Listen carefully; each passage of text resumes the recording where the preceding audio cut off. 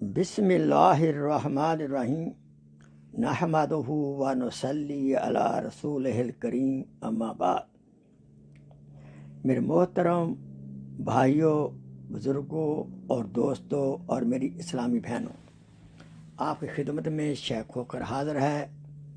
عرض ہے، رسول اکرم صلی اللہ علیہ وسلم نے فرمایا،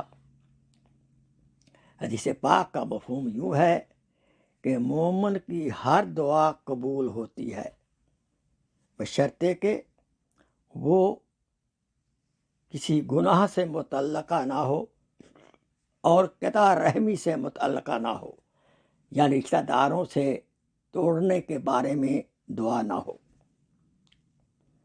اور یاد رکھیں، چونکہ ہر دعا قبول ہوتی ہے، اس کی 3 شکلیں پیدا ہوتی ہیں۔ یا تو جو آپ نے مانگا اللہ تعالیٰ وہ بعینہ ہی وہی عطا فرما دیتے ہیں، اگر مناسب نہ ہو آپ کے لیے، کیونکہ وہ حکیم ہے، وہ کچھ عرصے کے بعد وہ عطا فرما دیتے ہیں، یا اس کے بدلے کوئی آنے والی مصیبت کو وہ ٹال دیتے ہیں، یا اس دعا کو آخرت کا ذخیرہ بنا دیتے ہیں۔ یعنی آخرت کے اندر اللہ تعالیٰ وہ دعائیں جو ہماری دنیا میں قبول نہیں ہوتی، ان پر اتنا اجر دیں گے، اتنا اجر دیں گے کہ بندہ کہے گا، یا اللہ، کاش کہ میری کوئی دعا دنیا میں قبول ہی نہ ہوتی۔ لہذا اس سے صاف ظاہر عیاں ہے کہ ہماری ہر دعا قبول ہوتی ہے۔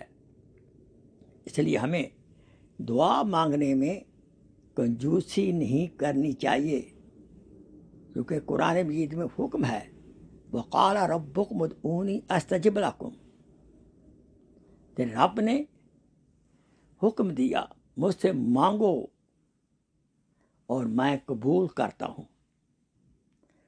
حضرت انس رضی اللہ تعالیٰ عنہ سے روایت ہے، رسول اکرم صلی اللہ علیہ وسلم نے فرمایا، تم میں سے ہر ایک شخص کو اپنے رب سے حاجتیں مانگنا چاہیے، یہاں تک کہ اس سے نمک بھی مانگے، جوتی کا تسمہ ٹوٹ جائے وہ بھی اس سے مانگے، یعنی یہ خیال نہ کرے کہ ایسی حقیر چیز، چھوٹی چیز، اتنے بڑے خالق و مالک سے مانگو۔